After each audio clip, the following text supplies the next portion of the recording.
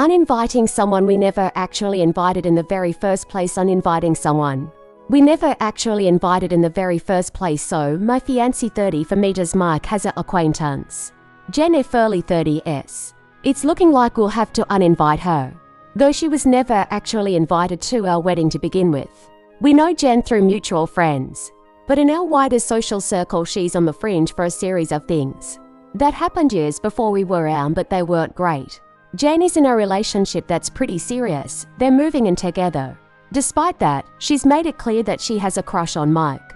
There was a period of time where she was text bombing Mike constantly. On the most active day, she sent him 50+ messages. She was trying to flirt in places. He responded to hardly any of it, letting her know that he was busy at work and didn't have time to talk. Mike does not reciprocate these feelings and declined any sort of in-person one-on-one interaction when she asked to meet up for drinks after work alone. He shared the message threads with me because he saw the red flags and didn't want to end up in a situation where there was any room for doubt. When things were less obvious and awkward, she tried to arrange double date nights, but we generally made excuses and declined.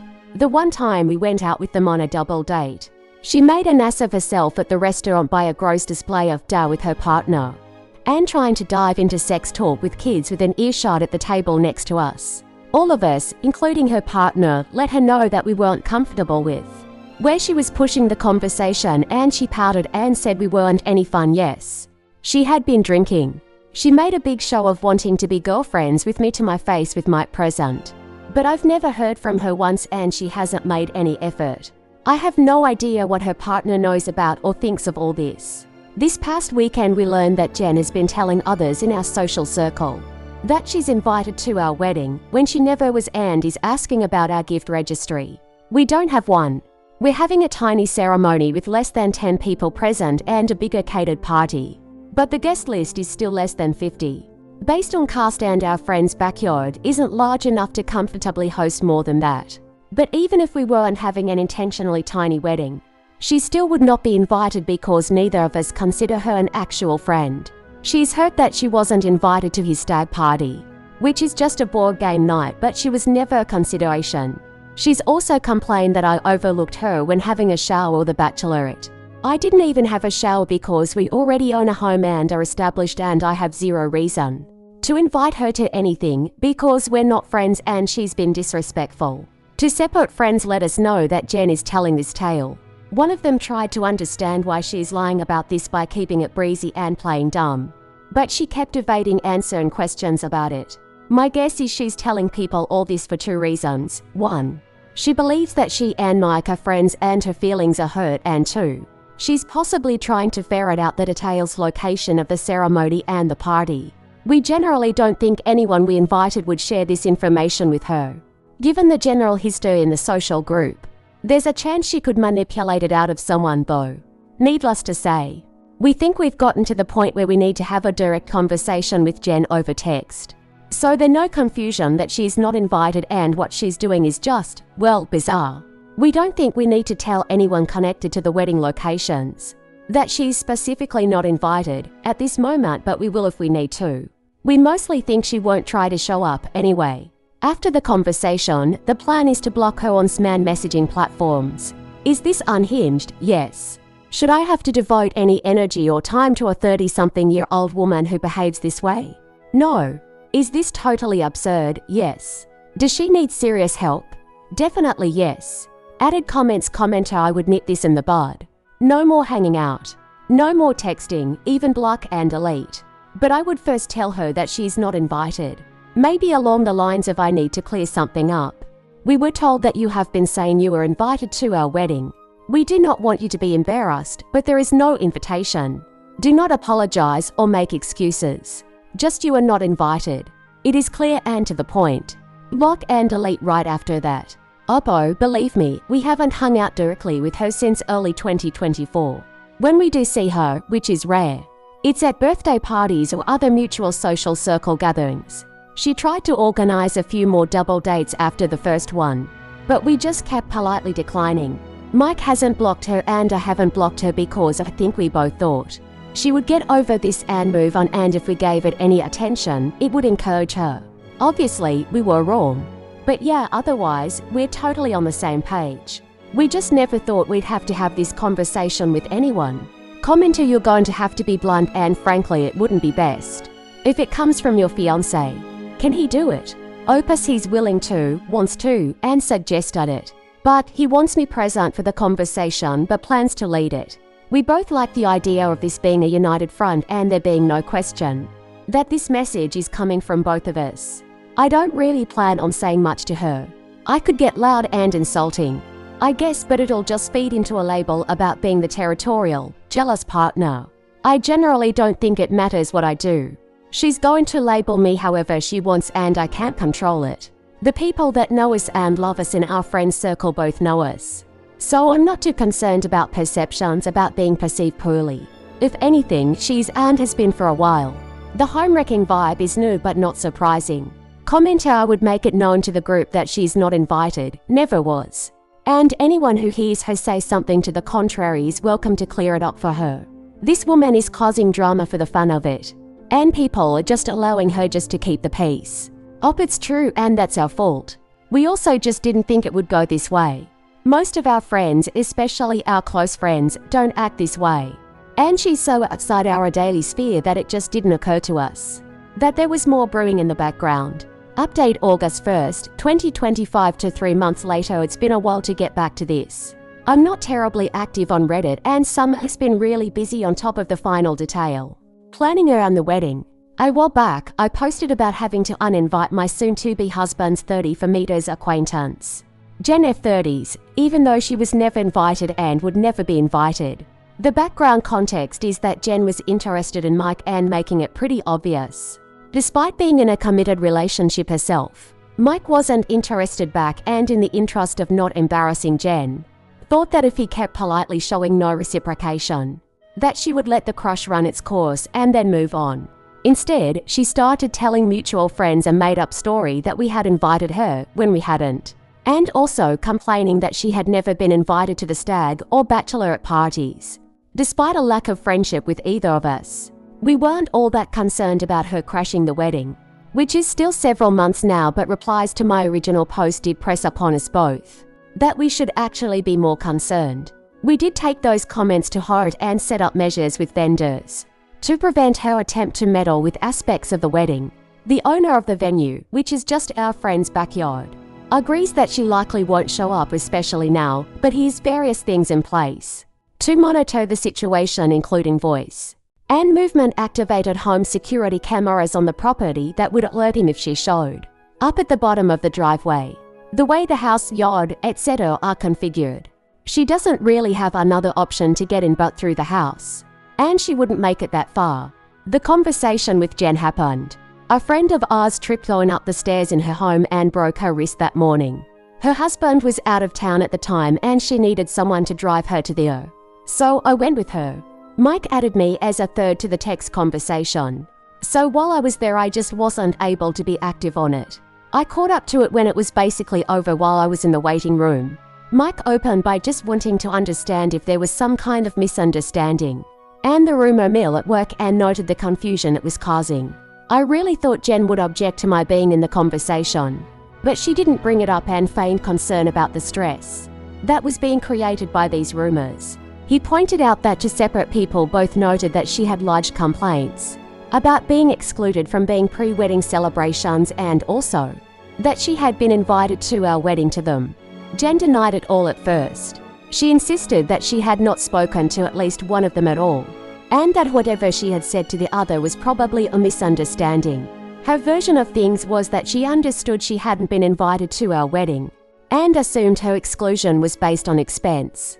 She also said she didn't expect to actually be invited to any pre-wedding events, because it would be weird, in her opinion, to have a girl present at an all-male bachelor party, because she assumed it would be an event involving a strip club or related sex work.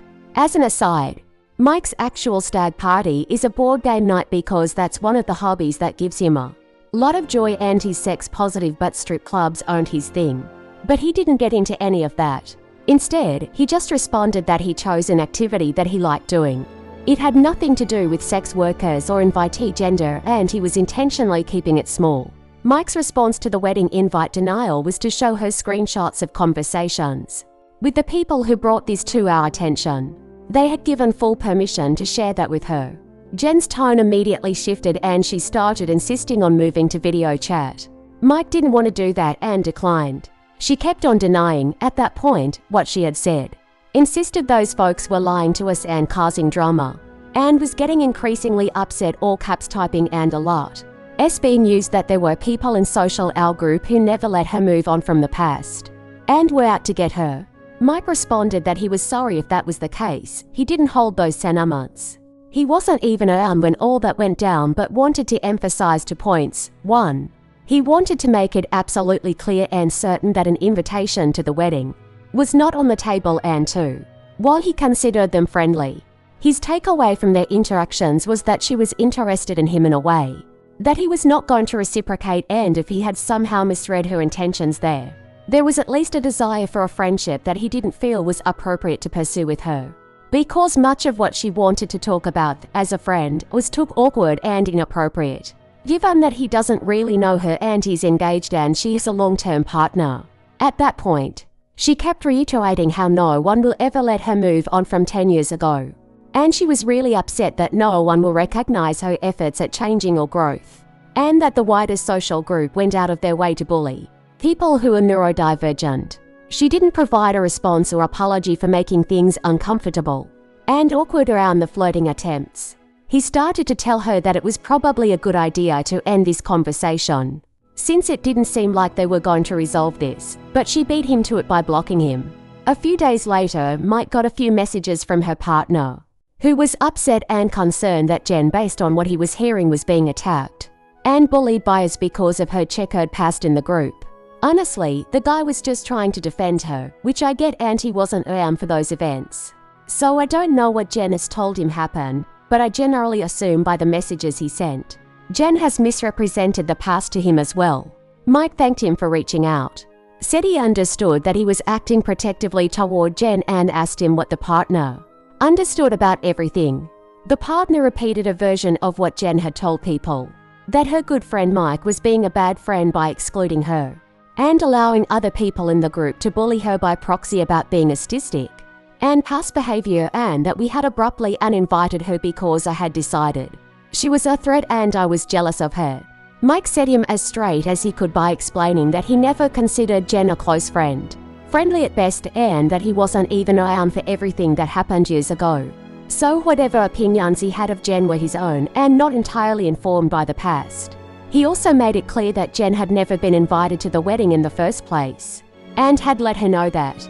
He also shared that Jen had been inappropriate in her communication with him, with what he took as overt attempts to flirt with him, including text and flirty emojis, and asking him to meet up one-on-one.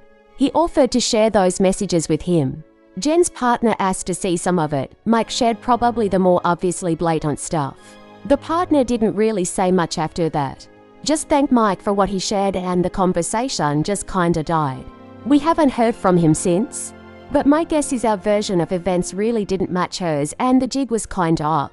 Jen has made some vague posts on Sm about being betrayed and misunderstood, but Mike didn't take the bait on any of it and hasn't responded. He hasn't blocked her on Instagram because he wants to keep tabs on things for a bit, but she's mostly back to her usual content, selfies. About a month later, we ended up running into her at a birthday party. She didn't really say anything to either of us but didn't look happy to see us. We kept our distance and kept it cordial. No drama resulted. No word on her partner. All I know is he didn't come with her that night. We weren't going to ask additional information what happened 10 years ago. Some backstory, otherwise it's confusing. A woman in our social circle starts dating this guy. I'll call him Dean. They date for almost a year. She gets a job out of state and they decide they don't want to do long distance. So she moves and they break up.